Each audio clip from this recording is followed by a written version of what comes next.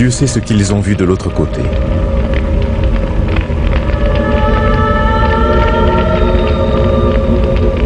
Ceux qui sont allés jusqu'au bord du précipice pour revenir ensuite décrivent leur peur, leur souffrance et des fleuves de feu.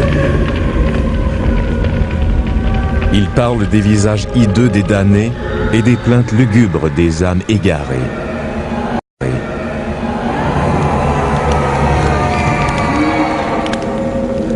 Charles McCaig est l'un de ces hommes.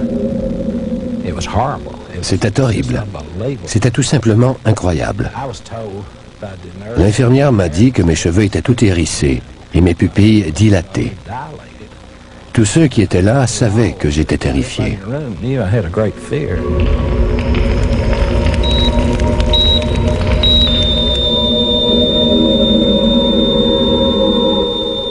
Les descriptions de McCaig et des autres rescapés ont permis au docteur Morris Rawlings, un éminent cardiologue et professeur de médecine à l'université Chattanooga, au Tennessee, d'écrire un livre. Même s'il ne croyait ni en Dieu ni au diable avant cette journée fatidique de janvier 77.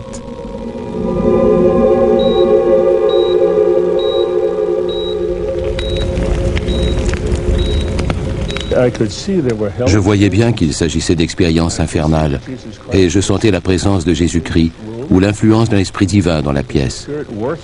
Je pensais, je suis médecin, c'est moi le responsable ici, mais je me sentais tout petit. Ces événements ont transformé la vie du Dr Rawlings et modifié le cours de la recherche sur les expériences de vie après la mort. Des expériences vécues la plupart du temps par des gens morts sur la table d'opération et qui ont pu être réanimés. Aux États-Unis, 11 millions d'individus ont rapporté avoir vu le fameux tunnel de lumière au moment de leur mort clinique. Depuis peu, certains d'entre eux ont enfin décidé de rompre le silence et de raconter leur histoire. Selon le Dr Rawlings, beaucoup d'entre eux ont vu l'enfer, préférant ensuite oublier cette insoutenable vision, preuve tangible de l'échec de leur vie terrestre. Qui va avouer qu'il a complètement raté sa vie? On n'en parle même pas à ses parents ou à sa famille. Quelques-uns en profitent pour réformer leur cœur. D'autres subliment cette expérience négative ou doivent l'enfouir dans leur mémoire pour arriver à la tolérer.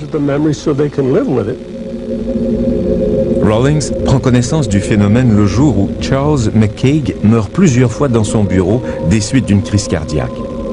Il le voit et l'entend décrire l'enfer tandis qu'il se bat pour survivre. Il n'arrêtait pas de répéter « Je suis en enfer ». McCaig n'est pas la seule victime. Quand on leur demande des détails au sujet de leur mort clinique, d'autres rescapés décrivent des scènes macabres, hideuses, rappelant les images sataniques imaginées par les grands peintres de l'histoire. La vision des 4 fleuves de feu du Satan brossés par Giotto au XIVe siècle leur est commune, tout comme des descriptions semblables au Satan bestial de Francesco Traini. La plupart d'entre eux avaient l'impression de flotter au-dessus de scènes infernales où les flammes léchaient les corps nus des damnés, pressés l'un contre l'autre comme dans une fresque de Signorelli. Les découvertes qui ont poussé le Dr Rawlings à écrire « To Hell and Back » sont étrangement reflétées dans le Purgatoire de Bosch peint au XVe siècle. On y retrouve le fameux tunnel de lumière blanche, mais on y voit aussi les esprits terrestres englués dans la pénombre au milieu de nulle part. C'est l'odyssée de Charles McCaig qui amène finalement le Dr Rawlings à discerner le côté macabre de l'au-delà. En janvier 1977, souffrant de douleurs thoraciques, McCaig se présente à son centre de diagnostic. J'étais au centre de diagnostic parce que je croyais que j'avais fait une crise cardiaque au travail. Ils voulaient me faire passer une épreuve d'effort avant de me renvoyer chez moi. Pendant l'épreuve, j'ai regardé les signaux du moniteur et j'ai compris que ça n'allait pas. La ligne ne zigzaguait pas du tout, comme si mon cœur avait cessé de battre. C'est à ce moment-là que je suis tombé. Une des infirmières lui donnait de l'oxygène et une autre a commencé le bouche à bouche pendant que je lui faisais un massage cardiaque. L'équipe a réussi à le réanimer, mais son cœur avait cessé de battre pendant de longues minutes. La première fois qu'ils m'ont réanimé, j'étais absolument terrifié. J'avais vécu une expérience horrible, mais je n'y comprenais rien. Le docteur m'a demandé ce qui se passait et j'ai répondu « Je reviens de l'enfer ». Il criait « Docteur, n'arrêtez pas ». D'habitude, il crie plutôt « Lâchez-moi, vous me brisez les côtes ». Lui, il m'a dit « Chaque fois que vous arrêtez, je retourne en enfer ». Rawlings et son équipe sont impressionnés par la terrible frayeur de McCaig, une frayeur bien supérieure à celle de tout autre patient. Il se débattait. Il disait voir les feux de l'enfer, des démons, des êtres qui le pourchassaient. Et il répétait « Je suis en enfer, priez pour moi ».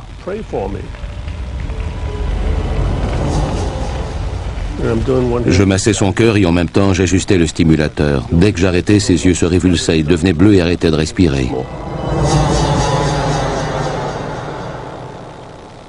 Le lendemain, Rawlings tente d'en savoir davantage, mais McCaig a tout oublié. Je n'ai aucun souvenir de mon passage en enfer et je n'en veux pas.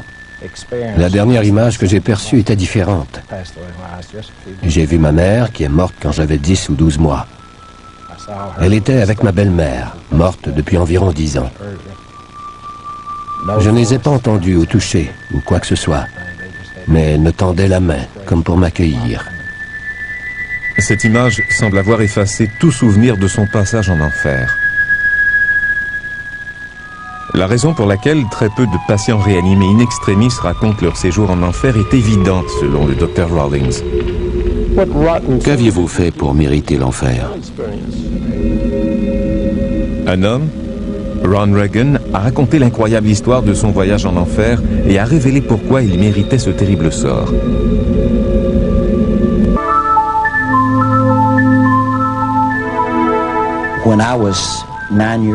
À l'âge de 9 ans, je vivais dans les montagnes du Tennessee. Nous étions très pauvres. Mon père n'était pas religieux, il était alcoolique et violent. Il passait son temps à crier, à jurer et à nous battre.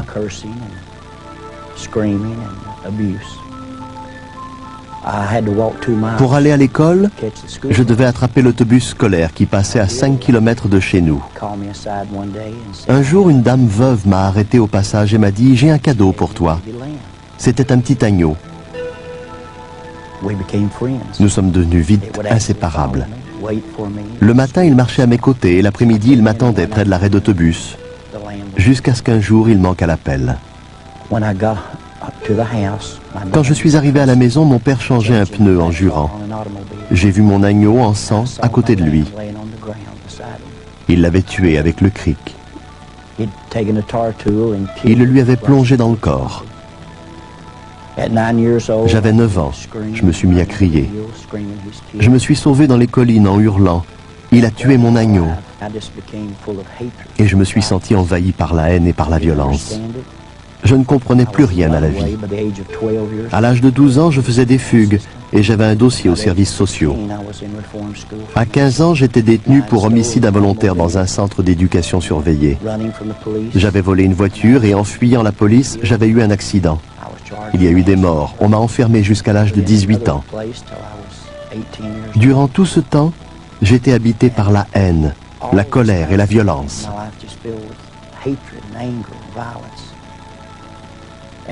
Entre-temps, j'ai tout de même fait la connaissance d'une jeune fille, Hélène. Personne ne voulait de moi à cause de mon caractère violent. Mais elle a perçu un autre aspect de moi.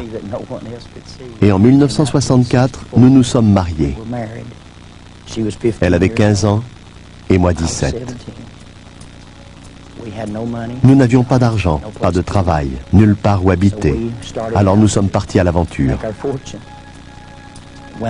Nous dévalisions les débits de boissons et les stations-service en jouant à Bonnie and Clyde, je suppose. Peu après, ma vie sombrait dans la drogue et l'alcool.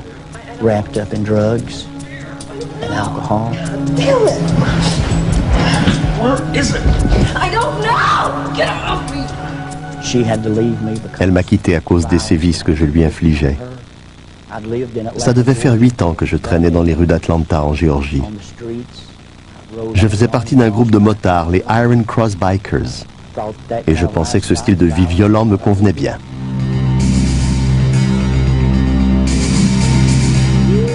Grandma! Grandma! Come on! Come on! Get this way! Get this way! Get this way! Come on! Come on! Yeah, I know. Grandma!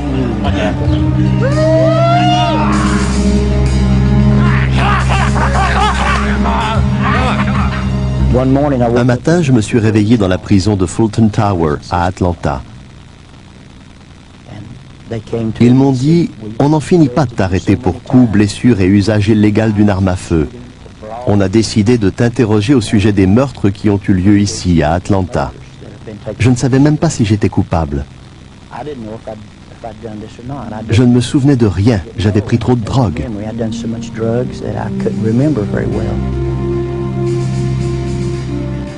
Le lendemain, tandis qu'on l'amène au tribunal, il s'enfuit par une porte dérobée et prend l'autobus jusqu'à Knoxville. Il se réfugie auprès de son ex-femme et de son fils de 6 ans. Quelques jours plus tard, bourré de drogue, il attaque un homme à la porte d'un magasin. Son fils est témoin de l'agression. J'ai senti la haine m'envahir et je l'ai frappé.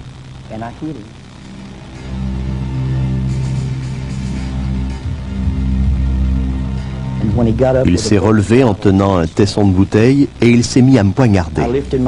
J'ai levé mon bras gauche pour me protéger le visage et il m'a atteint au bras, tranchant le biceps, les ligaments et l'artère principale. Ensuite, il a tranché l'artère de ma jambe et le commerçant m'a dit « Il faut aller à l'hôpital tout de suite, vous allez saigner à mort ». Mon fils était là. Il n'avait que 5 ou 6 ans et il était bouleversé.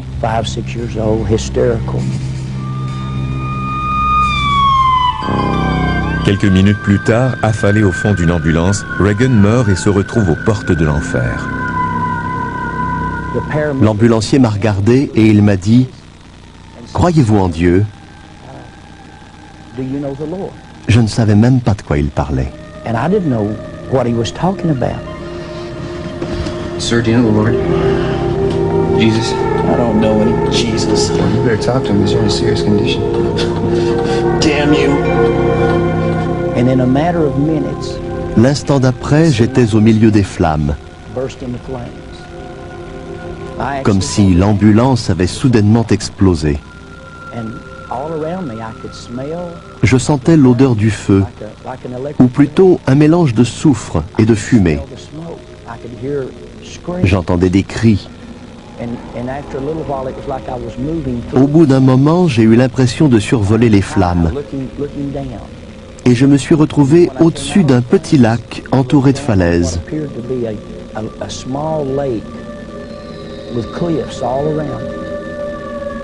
Le lac était en flammes et une foule de gens y brûlaient. Ils brûlaient et hurlaient. Tout à coup, leurs visages se sont rapprochés et j'en ai reconnu quelques-uns.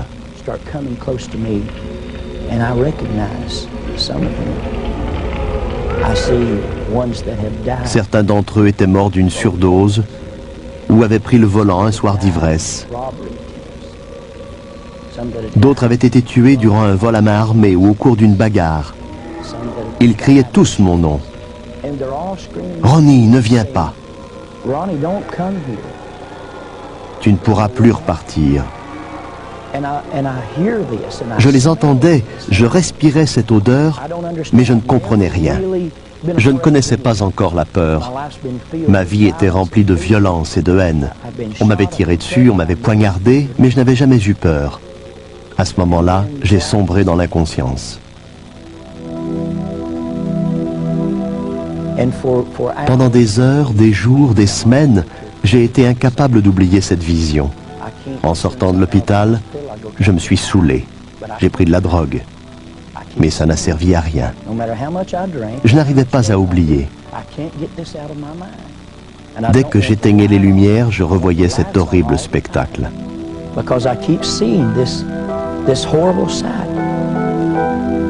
Le lendemain, sa femme le convainc de l'accompagner à l'église.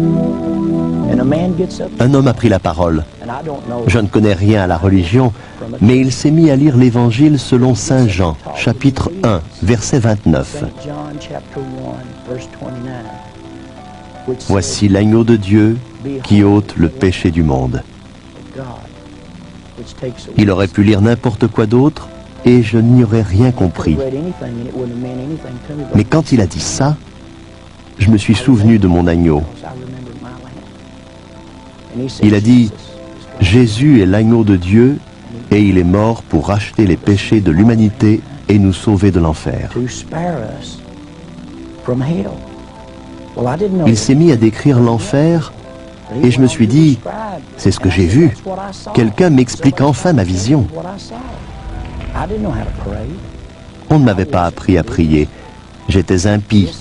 Mais j'ai dit, mon Dieu, si vous existez, si Jésus existe, et que vous essayez de communiquer avec moi, par pitié, tuez-moi ou guérissez mon âme.